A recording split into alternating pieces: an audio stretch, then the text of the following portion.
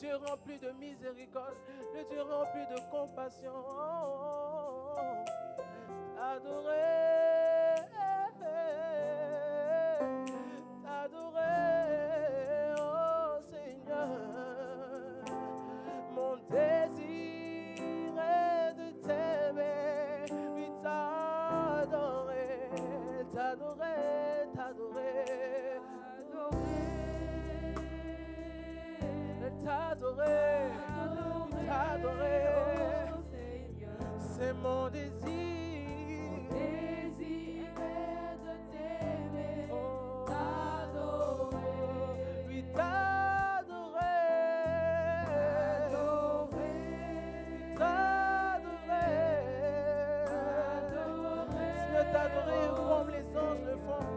Comme les anges le font, t'adorer. Nous soignons encore ce soir, s'il te plaît. Nous voulons réjouir le cœur de Dieu, t'adorer. Oh, t'adorer. Oh, oui, t'adorer. Oui, te contempler, te magnifier. Oh, t'adorer. Oui, Jésus. T'adorer.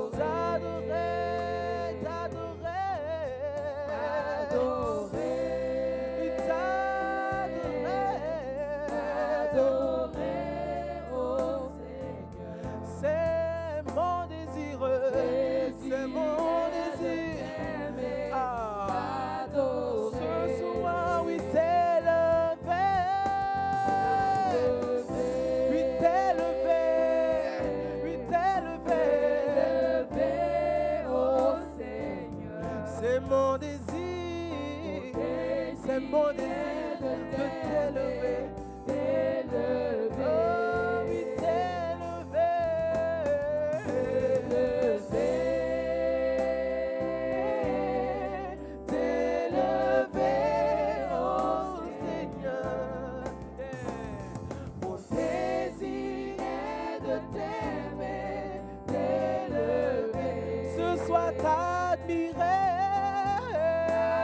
t'admirer pour ton bon nom, pour tout ce que tu es. T'admirer Jésus, admirer Yahweh Sabaoth, admirer Yeshua. Mon désir est de t'aimer. T'admirer ce soir, t'admirer, t'admirer. Et quand je contemple la grandeur de ton amour, Jésus, mon désir est de t'adorer. Mon désir est de t'adorer. Ah, Seigneur, t'adorer, t'adorer. Mais oui, t'admirer, te contempler, te contempler,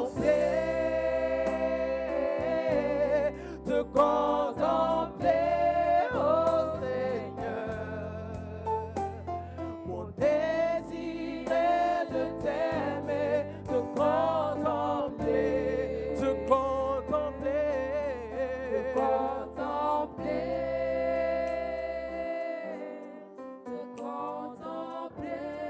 oh Seigneur. Mon désir est de t'aimer, te contempler. Seigneur, nous te contemplons. Les Kirabado Saramama Kiria Dabra Sharababados. Les Kirabamado c'est vrai à Kiriado Sharamado Sakari. Seigneur, nous t'adorons encore, Jésus-Christ. Ma vie Kiriabado Samamado Sakabababababa.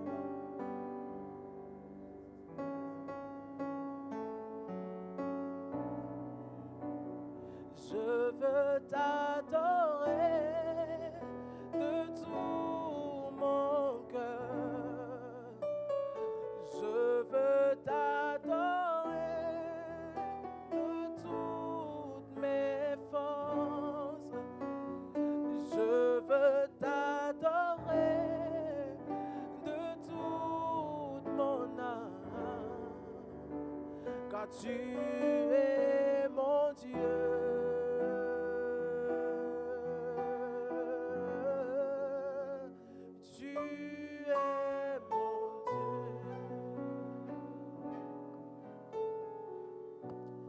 Ton amour, ta puissance, ta présence dans ma vie. Ton amour, ta puissance, ta présence dans ma vie. Oh, ton amour, Jésus, ta puissance, ta présence dans ma vie. encore ton amour, ta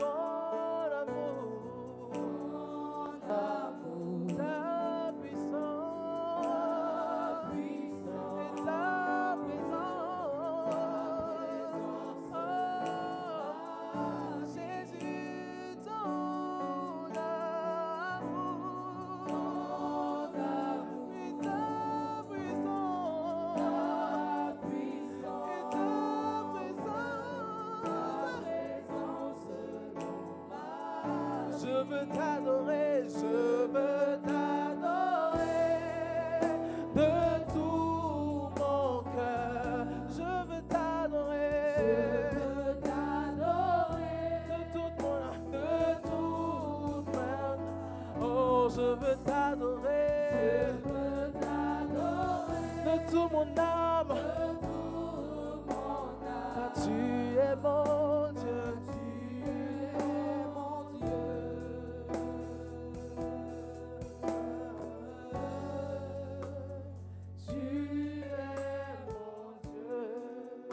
Seigneur, nous te disons merci encore ce soir pour ta grâce.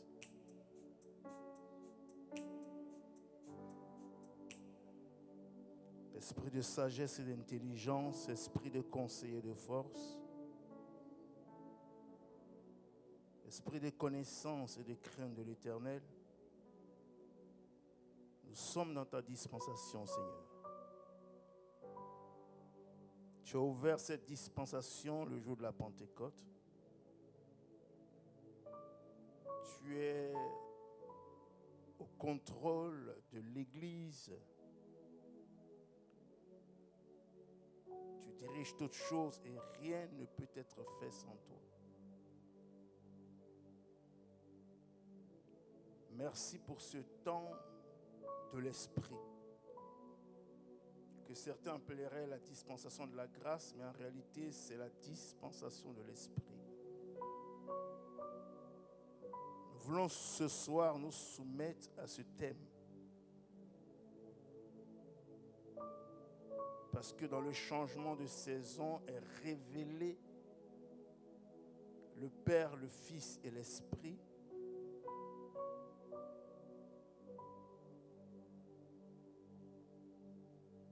Nous voulons nous soumettre à toute la divinité.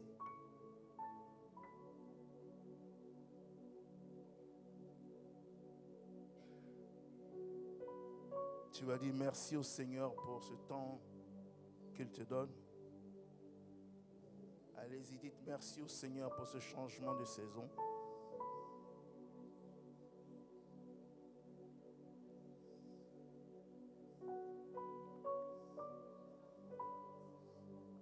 Si vous êtes en vie, dites-lui merci.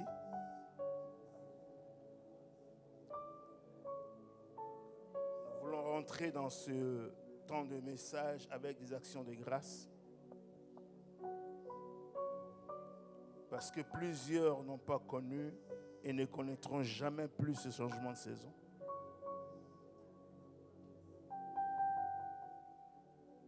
Pendant que vous êtes là, il y en a qui sont à l'hôpital.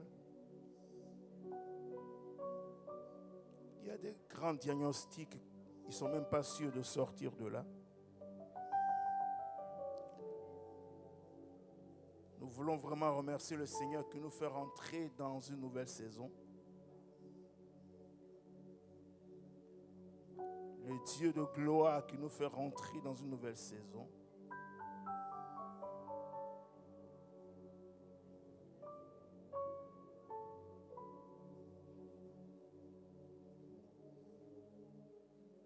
Seigneur, merci. Merci pour la vie, merci pour le souffle de vie. Merci d'avoir gardé chaque famille, du plus petit jusqu'au plus grand. Merci pour les différentes communautés ici réunies et celles qui sont en ligne. La communauté des disciples de Christ. Monsieur Emmanuel, merci parce que ce que nous prenons comme étant normal n'est pas du tout normal et nous voulons ce soir reconnaître que c'est par ta grâce que nous rentrons dans cette saison. Tu en connais les tenants et les aboutissants, tu sais ce qui va se passer. La vie de tout un chacun est écrite dans ton livre, Seigneur.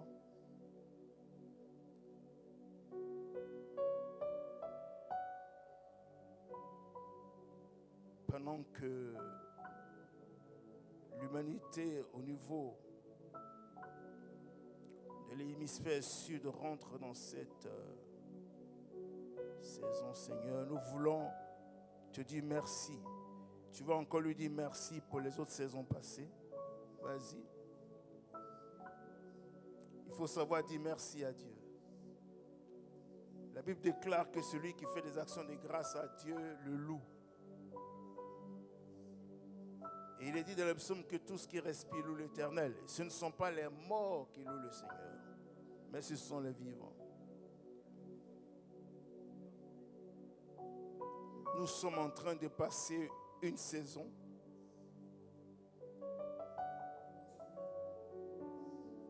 en Europe, c'est la saison de l'hiver qui va prendre fin. Et nous voulons lui dire merci. Chaque saison vient avec des maladies, chaque saison vient avec des défis. Mais je veux dire merci au Seigneur parce que la saison passe et aucune infirmité n'a été véritablement le lot des uns des autres pour pouvoir les paralyser. Alors merci Seigneur pour nos familles, pour ma famille, pour chacune des familles. Merci pour les portes de la nouvelle saison qui s'ouvrent et les portes de cette saison qui se ferment. C'est toi qui as sécurisé les vies des uns des autres. Nous ne voulons pas nous focaliser sur autre chose que la vie, le souffle de vie.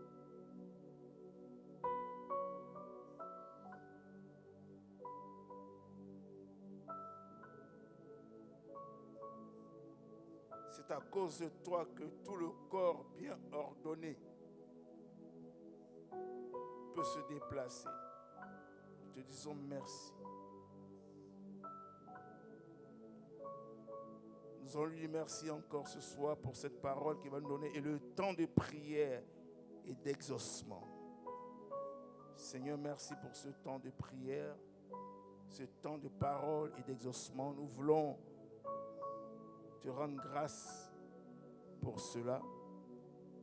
Merci Seigneur d'ouvrir l'intelligence des uns et des autres afin de saisir l'importance non seulement des saisons, mais surtout l'importance des saisons par rapport à toi, le Dieu qui a tout créé. Te bénissons encore ce soir au nom de Jésus-Christ. Amen. Amen. Que Dieu vous bénisse. Vous pouvez vous asseoir. Merci. Merci, groupe de louanges. Merci. Donc, nous sommes donc dans notre temps de changement de saison. Certainement que ici, ça ne se vit pas, ça ne se voit pas. Mais en Occident, les saisons se vivent. Amen. Voilà. C'est-à-dire, vous vivez la saison. Quand elle change, vous vivez le changement naturellement. Et donc, la saison qui est en train de passer, c'est la saison du froid, n'est-ce pas? Et elle s'ouvre sur la saison qui est entre le froid et l'été, c'est-à-dire le printemps. Et chaque saison en Occident, les gens adorent ils adorent les créatures. Ça va vous surprendre, mais ça se fait. Et donc, avant que la lune apparaisse le vendredi, il y en a qui se retrouveraient à des endroits. En Angleterre, il y a un endroit où se trouvent des grosses pierres. Ils disent que c'est descendu du ciel. Les druzes et tous ceux qui sont des adorateurs du diable vont là et ils adorent le soleil qui va apparaître ce jour-là. Mais c'est des blancs, ce n'est pas des noirs. Et donc, ce n'a pas seulement une signification naturelle, mais c'est une signification spirituelle. Amen. Voilà. Et les gens qui ne sont pas disciples de Jésus-Christ, c'est un temps d'adoration. Ils prient déjà avant de rentrer dans cette saison-là pour impacter la saison spirituellement. Pour que la saison marche au rythme de leur prière. Et donc ce que nous faisons avant qu'on arrive au temps où la saison va changer, parce que ça va changer vendredi, 1 heure avant, nous prions pour annuler toutes leurs prières. Et tous ceux qui sont des mystiques comprennent l'importance de la saison. Amen. Voilà, c'est pourquoi le changement de saison, le faisant ici, est une bonne chose parce qu'on dévance tout ce qui va se faire pour impacter la saison. Donc, pour mieux comprendre les saisons ou le changement des saisons, il va falloir que nous puissions comprendre pourquoi les saisons ont été créées. Amen. Voilà.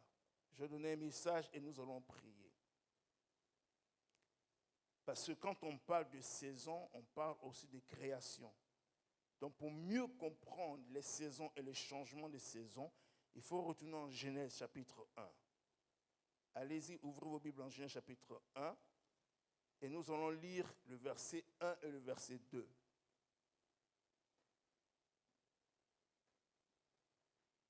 Genèse chapitre 1, verset 1 à verset 2. Seigneur, nous lisons ta parole, sanctifie-nous par ta parole est la vérité, au nom puissant de Jésus-Christ. Amen. La Bible déclare, au commencement, Dieu créa le ciel et la terre. La terre était un chaos, elle était vide, il y avait des ténèbres au-dessus de l'abîme, et le souffle de Dieu tournoyait au-dessus des eaux. Avec cette version, je vais dire, la terre était informe et vide, il y avait des ténèbres à la surface de l'abîme, et l'esprit, majuscule esprit, s'il vous plaît, de Dieu, se mouvait au-dessus des eaux. Esprit de Dieu, majuscule. C'est ça, c'est l'esprit humain. Amen. Alors, la terre était dans quel état? La terre était dans un état chaotique.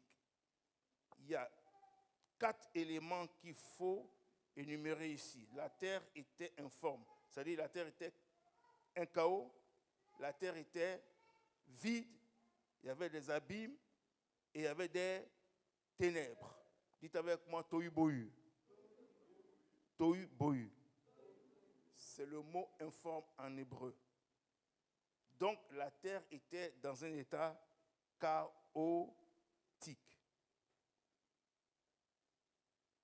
Le mot chaos veut dire confusion, désordre, pagaille, perturbation, bouleversement, désert. Voilà l'état de la terre. Alors, selon les étudiants de la Bible, il est dit que ce n'est pas la création, mais c'est la récréation. Pourquoi? Parce que Satan était celui qui habitait sur la terre, il était donc celui qui habitait à Éden, et sa chute a permis à Dieu de bouleverser toutes choses pour recommencer à zéro. On est d'accord? Et donc, si la terre se trouve dans un tel état, il est clair que Dieu, ça ne l'intéresse pas de pouvoir avoir le chaos. Dites, le Seigneur n'est pas le Seigneur du chaos. Dites-le encore, il n'est pas le Seigneur de la pagaille. Il n'est pas le Seigneur de la confusion. Il n'est pas le Seigneur du désordre. Amen. Et donc, vu l'état de la terre, Dieu prend sur lui de mettre de l'ordre. Alléluia. Voilà, il prend sur lui le temps de mettre de l'ordre. Et donc, les saisons font partie de l'ordre de Dieu. Vous me suivez? Voilà. Les saisons que Dieu va créer font partie de l'ensemble de la création, mais elles consistent à l'ordre de Dieu. Dieu a vu la pagaille, il veut mettre de l'ordre. Donc quand nous parlons de changement de saison, il faut se souvenir que Dieu a créé les saisons pour pouvoir mettre de l'ordre au chaos. C'est le but. Dieu vient, il crée les saisons pour mettre de l'ordre, parce que le monde, la terre est dans un chaos, c'est l'ordre que Dieu veut mettre. Amen. Et donc c'est important que nous puissions étudier le contraire du mot chaos. C'est quoi le contraire du mot chaos?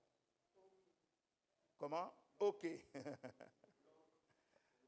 L'ordre, l'organisation, l'harmonie et la clarté.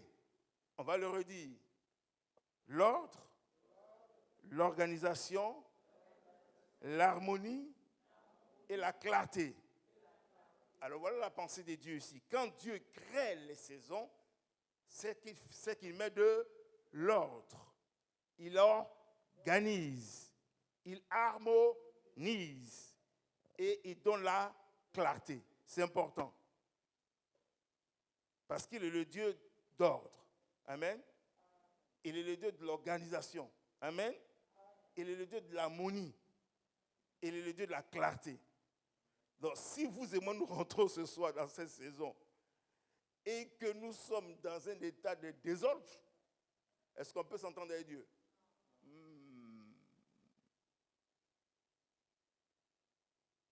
C'est compréhensible? Parce que souvent, je dis, je veux posséder ma saison. C'est pas ce qu'on dit? C'est très bon. Il faut qu'on possède la saison. Mais je ne peux pas posséder la saison si je ne suis pas en harmonie avec Dieu. Donc, ce qu'on va faire ce soir, on se met d'accord avec Dieu. Il a créé les saisons, c'est de l'ordre. Il est le Dieu de l'ordre, il est le Dieu de l'organisation, il est le Dieu de l'harmonie, il est le Dieu de la clarté.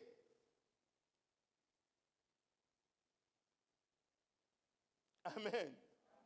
Donc, quelqu'un qui rentre dans ce que Dieu a créé doit être capable d'être ou de faire comme Dieu. Il ne doit pas aimer le désordre parce que les saisons ne sont pas désordonnées. Vous savez ça? Aucune saison n'est désordonnée. Toutes les saisons sont en ordre. Aucune saison ne vient avant l'autre. Chaque saison respecte ce pour lequel elle est créée. Ici en Afrique, vous ne sentez pas les saisons. Vous ne sentez pas les saisons. En Europe, dès l'instant où vous rentrez dans une saison, par exemple, quand vous rentrez dans la saison de l'automne, les feuilles commencent à tomber, mais mieux. Un jour, je vous enseignerai sur les saisons par rapport à l'arbre. Parce qu'à chaque saison, là, par exemple, en hiver, l'arbre est obligé de puiser beaucoup d'eau en été pour se protéger en hiver à cause des saisons, à cause du froid. On est d'accord? Et donc, quand nous rentrons dans la saison de froid, vous n'avez plus de feuilles. Il n'y a plus de feuilles sur les arbres. Et l'arbre devient automatiquement comme émacié. Vous comprenez un peu? Donc, vous vivez la saison. Mieux, vous changez d'accoutrement.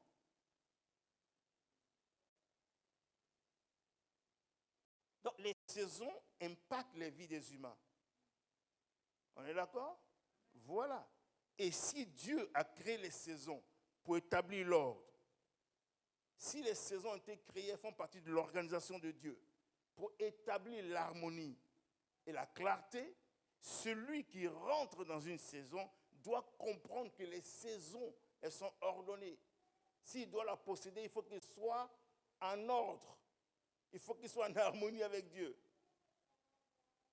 Amen. Parce que les saisons ont été créées par Dieu. Et il dit Dieu au contrôle des saisons. Alléluia. Voilà. Et donc, si je dois être capable de posséder, ma saison, alors il va falloir que je comprenne pourquoi le Seigneur a créé les saisons et comment je dois faire pour posséder ma saison. Mais il faut déjà éliminer le désordre. Amen. Voilà, il faut déjà éliminer le désordre de ma vie. C'est-à-dire que si je ne suis pas en ordre avec Dieu, ça va être difficile qu'une saison m'obéisse. Alléluia. Oui. Je suis obligé de vous enseigner cela, sinon je suis en train de vous mentir. Alors que le mensonge n'est pas bon. Vous savez ça, non? Il est interdit de mentir. Et donc, pour que la saison marche pour moi, il va falloir que je marche en harmonie avec celui qui a créé la saison et la saison elle-même. Donc, imaginez par exemple que je sois quelqu'un qui n'obéisse pas à Dieu. C'est de l'ordre ou c'est du désordre? Alors, comment est-ce qu'une saison peut m'obéir? Comment est-ce que je peux donner un ordre à une saison et puis elle va exécuter? Elle ne pourra pas. Parce que ce n'est pas moi qui commande la saison. C'est Dieu qui commande la saison. Donc, si une saison doit m'obéir, il va falloir que moi je sois en harmonie avec Dieu. Non? Voilà. Tout revient au même but. Hein? Tout ce qu'on vous enseigne là, ça arrive à la même chose. Et obéir à Dieu, aimer Dieu, faire la volonté de Dieu, tout ça, ça arrive à la même chose. Si la vie de quelqu'un ne tourne pas autour, elle se séduit. Pourquoi? Parce qu'on ne peut pas donner l'ordre à Dieu. On ne peut pas. Oui, non, il faut maintenant que l'Église comprenne qu'à un moment donné, c'est Dieu qui gouverne. Amen. L'une des raisons pour lesquelles des gens comme les Josué ont pu arrêter le temps, c'est parce qu'ils étaient soumis à Dieu. Josué faisait les guerres de Dieu. On est d'accord? Il est successeur de Moïse et il fait les guerres de Dieu. Il va en guerre pour pouvoir arracher aux ennemis de Dieu les terres qui ont été données à ses parents. Et à un moment donné, le soleil doit se coucher. Mais il n'a pas encore fini le combat. On est d'accord? Donc, pour ne pas que les ennemis de Dieu se cachent dans la ténèbre, il a dit, soleil, arrête-toi sur Gabaon. Et le soleil s'est arrêté. Pourquoi? Ce n'est pas Josué qui l'a arrêté. C'est parce qu'il était en harmonie avec Dieu. Vous comprenez cela? Josué ne peut pas arrêter le soleil, c'est Dieu. Mais l'homme qui est en train de servir est dans le plan de Dieu, il est en harmonie avec Dieu, il fait ce que Dieu veut qu'il fasse au moment donné, alors Dieu va répondre. C'est bon, si vous ne comprenez pas, posez-moi des questions.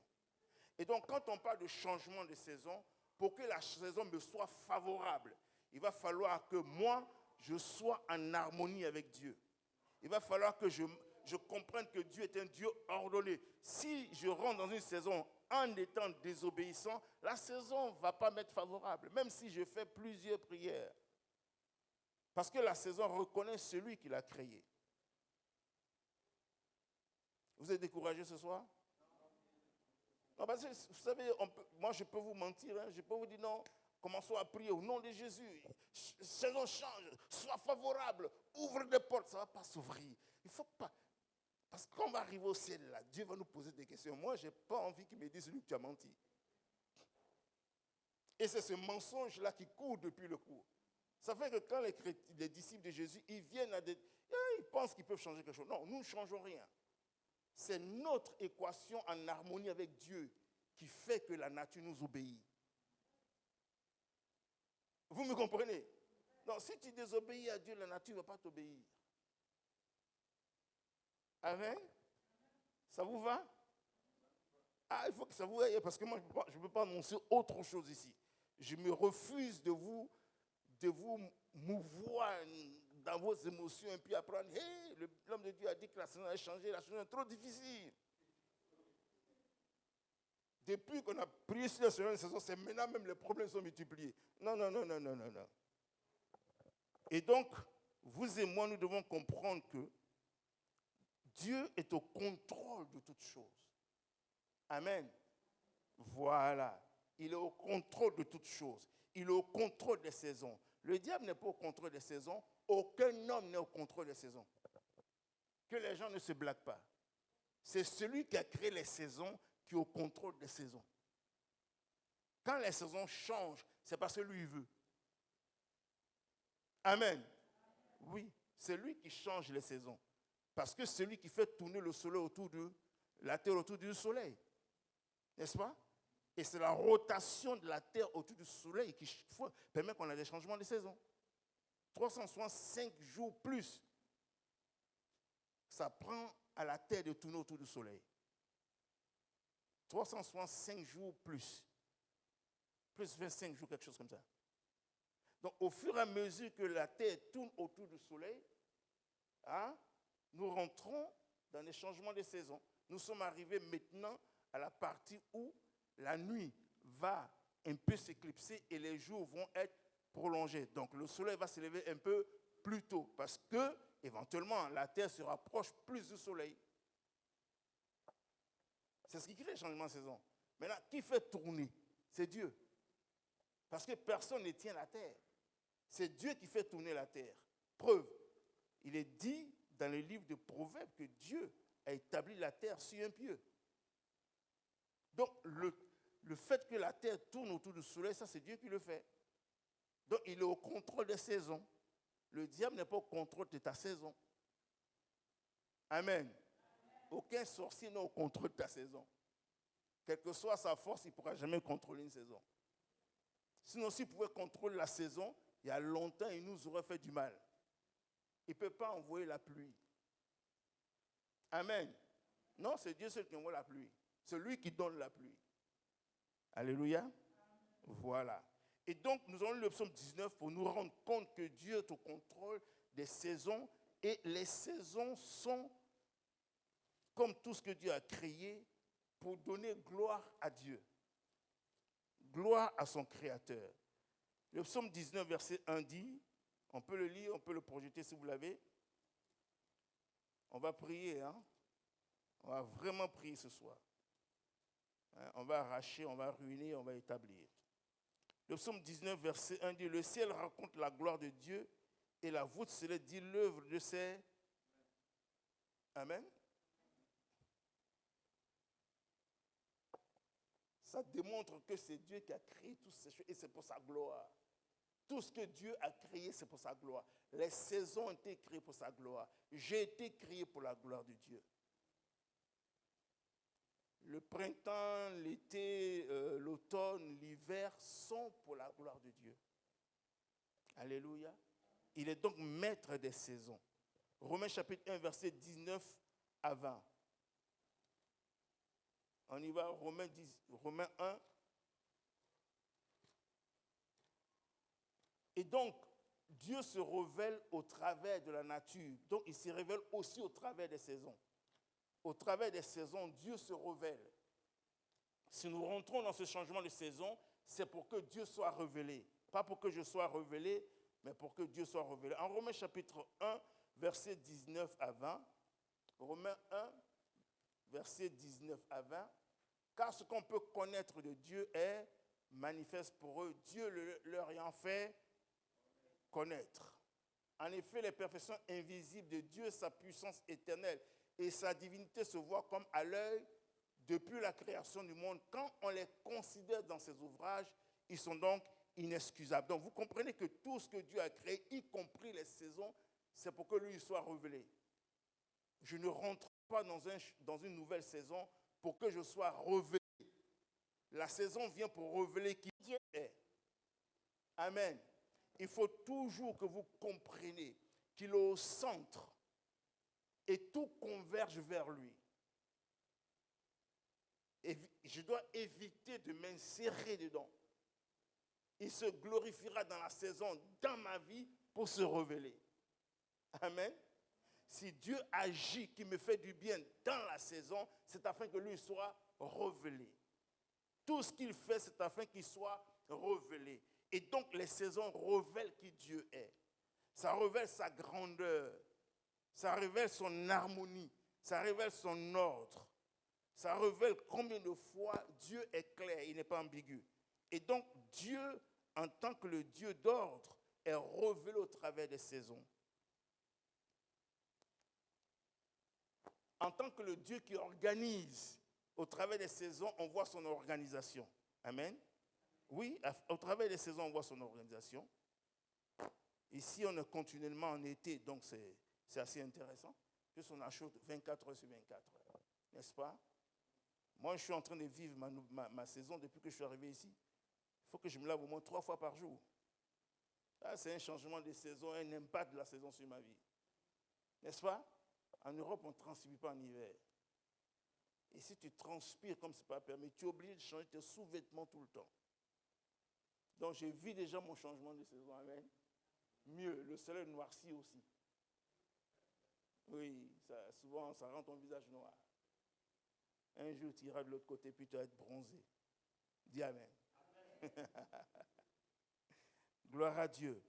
Et donc, c'est au travers de toutes ces choses que Dieu révèle son organisation. N'est-ce pas?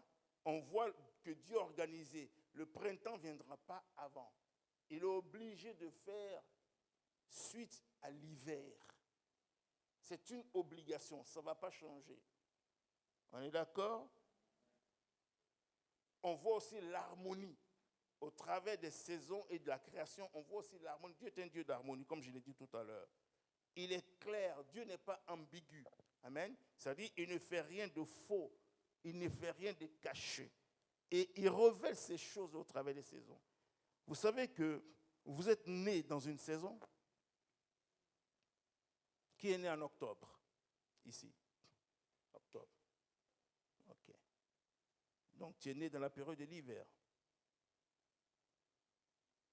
Moi aussi, je suis né dans la période de l'hiver. Qui est né en mars?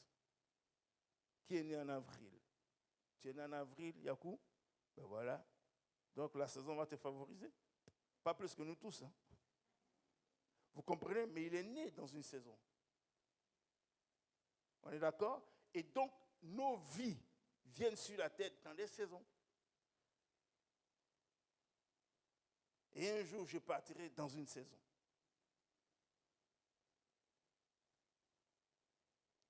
Et donc, les saisons ont un impact sur la vie de l'humanité. Et Dieu, étant le propriétaire, il peut nous favoriser au cours des saisons. Il peut. C'est pourquoi nous parlons des changements de saison, afin que lui, il nous favorise. Afin que les saisons ne soient pas des mauvaises saisons pour nous. Alléluia. Parce qu'il est le Dieu qui crée des bonnes saisons. On va prendre Actes des Apôtres chapitre 14.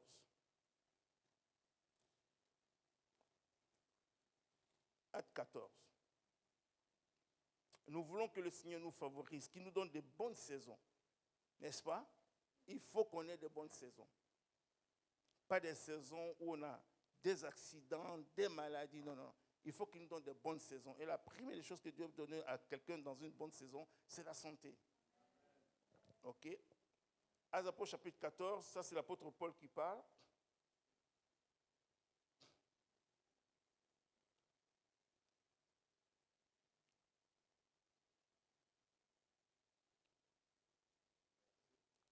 Je viens. On va lire à partir du verset 16. Dans les générations passées, il a permis à toutes les nations de suivre leur propre voie, quoiqu'il ne se soit pas laissé sans témoignage. Il a fait le bien en vous donnant du ciel des pluies et des saisons, en vous comblant de nourriture et de bonheur. Paul est en train de dire à ces gens qui adorent des dieux étrangers, regardez, Parce qu'il voulait adorer Paul et son partenaire. Il leur a fait comprendre que Dieu donne des saisons fertiles.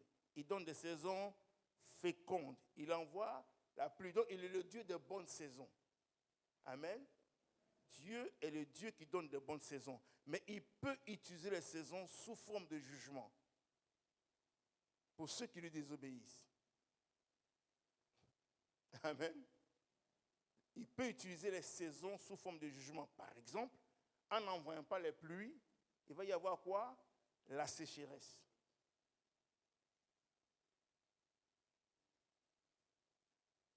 Mais pour nous, il ne faut pas que les saisons soient un jugement pour nous.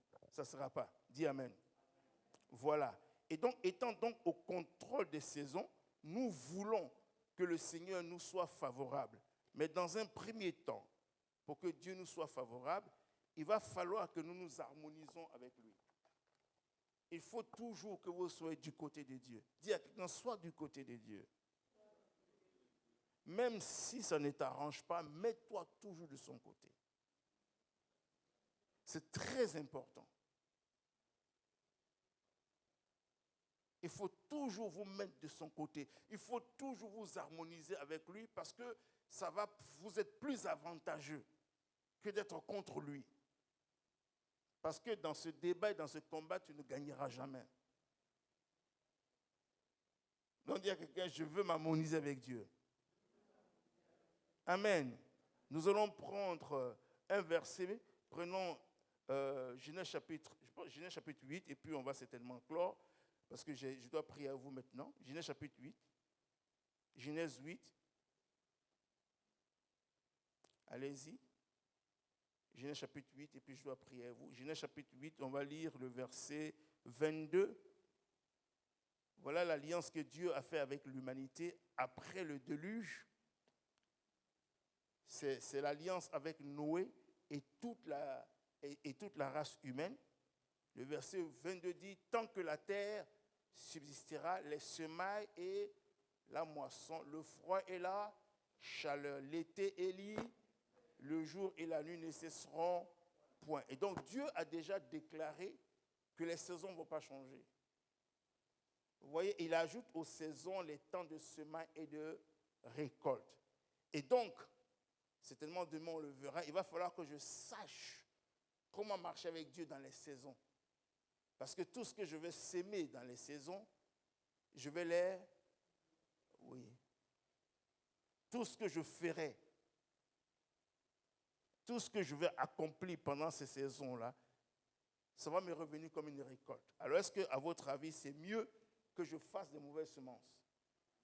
Est-ce que c'est mieux que je continue d'être rebelle? Non. Parce que j'ai récolté. Donc d'autres vont connaître de bonnes saisons parce qu'ils auront eu le temps de bien semer. Et d'autres vont connaître des saisons difficiles parce qu'ils ont semé ce qui n'était pas bon. Alors pour avoir de bonnes saisons, il faut prendre de bonnes résolutions. Amen. Dis à quelqu'un, je vais prendre de bonnes résolutions. Vous avez entendu parler de Ruth dimanche. Je pense que c'est Madame, c'est ton épouse. C'est ton épouse qui a prêché sur Ruth ou bien? C'est qui? C'est Madame Nyan. Voilà. Voilà. Vous avez entendu parler de Ruth, n'est-ce pas? Voilà. Le mari de Naomi, il a pris une mauvaise décision. La Bible déclare qu'il n'y avait pas à manger à Bethléem. Bethléem veut dire maison de pain. On est d'accord? À cause, la famille s'est retrouvée à Moab. Il était dans une saison de pénurie. Il a fait le choix de se retrouver là où Dieu ne voulait pas. C'est pour ça qu'il est mort. Lui et ses enfants. Mais sa belle-fille, elle a compris ce que c'est que les saisons. Elle est rentrée dans la saison qu'il fallait. C'est pour ça qu'elle est devenue ce qu'elle est devenue. Donc, vos saisons vont déterminer ce que vous allez être. Vos décisions. Donc, ce soir, voilà ce qu'on va faire ce soir. On va se tenir debout. On va se tenir debout. Et on va dire au Seigneur, vous allez proclamer avec moi. Là, on va prier maintenant. On va commencer à remercier Dieu et je vous fais des proclamations. Parce que quand quelqu'un n'a pas de succès ou quand quelqu'un n'est pas favorisé,